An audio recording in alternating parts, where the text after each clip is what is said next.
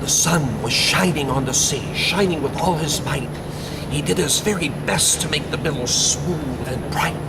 And this was odd, because it was the middle of the night. The moon was shining sulkily, because she thought the sun had no business to be there after day was done. It's very rude of him, she said, to come and spoil the fun. The sea was wet, as wet could be. The sand was dry. You couldn't see a cloud because no cloud was in the sky. There were no birds flying overhead. There were no birds to fly.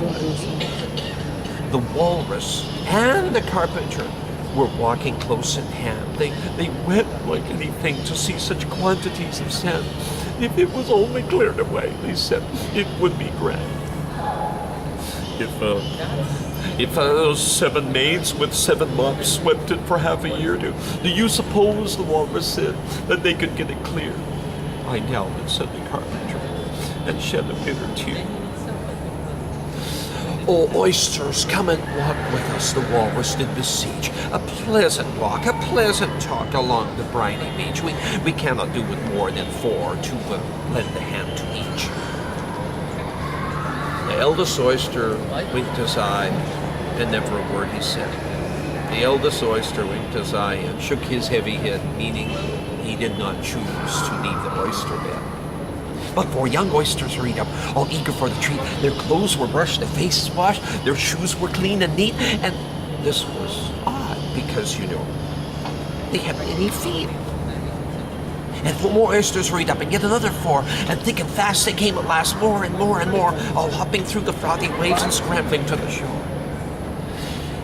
The walrus and the carpenter walked on a mile or so, and then they rested on a rock conveniently low, and all the little oysters stood and waited in a row.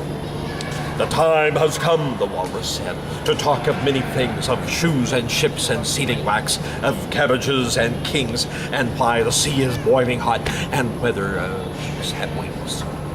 But wait a bit, the oysters cried, before we have our chat, because some of us are out of breath and all of us are fat. No hurry, said the carpenter. They think too much for that. It seems a shame, the walrus said, to play them comes trot so quick. After we made them come so far, made them trot so quick.